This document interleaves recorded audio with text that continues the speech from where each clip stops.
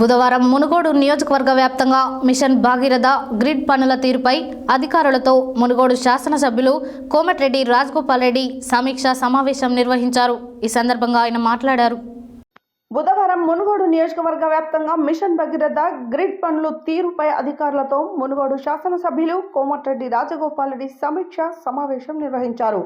ఈ సందర్భంగా ఆయన మాట్లాడుతూ స్వాములవారి లింగోటం మిషన్ భగీరథ నీటి శుద్ధి కేంద్రం నుండి మునుగోడు నియోజకవర్గానికి జరిగే నీటి సరఫరా జరిగే విధానం, ఎంత మేరకు తాగునీరు సరిపోతుంది, ఇంకా ఎంత అవసరం ఉందనే విషయాలను అధికారులను అడిగి తెలుసుకున్నారు. యాదాద్రి భువనగిరి జిల్లాలోని చౌటుపల్ మున్సిపాలిటీలలో పెరుగుతున్న జనాభాకు అనుగుణంగా మిషన్ భగీరథ తాగునీటి కేటాయింపులు జరగలేదని, పెరుగుతున్న జనాభాకు అనుగుణంగా తాగునీటి కేటాయింపులు పెంచాలన్నారు.